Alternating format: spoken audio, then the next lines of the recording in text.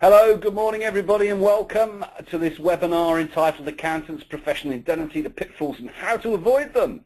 My name is Ian Fletcher and I'm the Managing Director of 2020 Group, and I'm sitting here with my fellow director Mark Brasher. Good morning, Mark. Good morning, Ian. And welcome. What are we talking about today then, and what are the contents and what are we going to do? Okay, well briefly what we're going to do today is cover the professional indemnity, the pitfalls, and how to avoid them. We're going to look at some of the problems, a few things that can go wrong with PI insurance. Hopefully nobody ever experiences that, but being forewarned is forearmed. We're going to look at data protection, which seems to be a bit of a grey area in terms of PI cover. We've had some questions recently about what is covered and what isn't covered under the PI policy. We're going to look at the facts about material facts, the obligations that you have under the policy.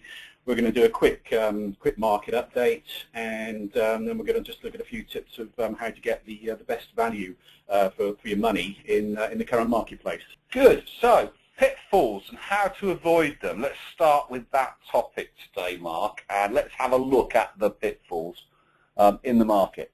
Okay, right, what we've got is very much a buyer's market at the moment. As I think most people will know, the insurance market works in a cycle, going from soft to hard and back to soft again. We're at probably the lowest point of the soft market, and the rates that are being charged at the moment, particularly for accountants, are the lowest I've ever seen, probably for the last. Yeah, I think that this is the cheapest market I've ever seen in terms of cost. Anyway. It is. What are we on about here then? What is a material fact?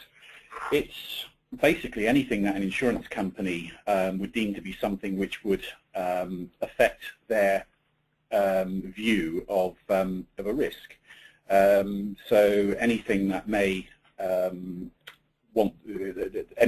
affect the premium that they charge, anything that may affect the excess that they want to apply to the policy, anything that may affect the any endorsements that they want to require.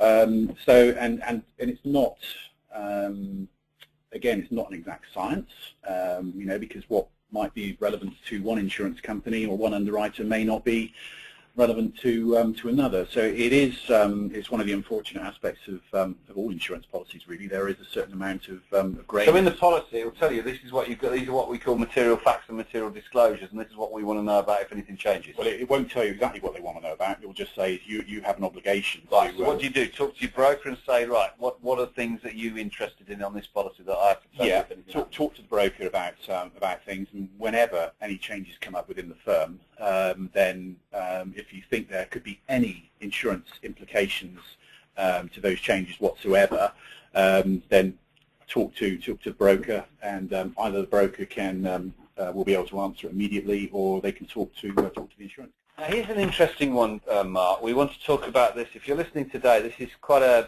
important part of recent trends, isn't it, in terms of what's been happening in the area. And you want to talk about the loss of client data, because it's very topical, isn't it? It is. I think there's a lot of this is all sort of fairly new these days in terms of data protection and what are the obligations that firms have, and what happens, what's covered under a PI policy and what isn't. And it's certainly an area which is emerging in the insurance marketplace at the moment. Problems with viruses, with hacking, with more so it has to be said for where you have there was a case last year, I think, with the Sony PlayStation, where the site was hacked into, and client information was taken.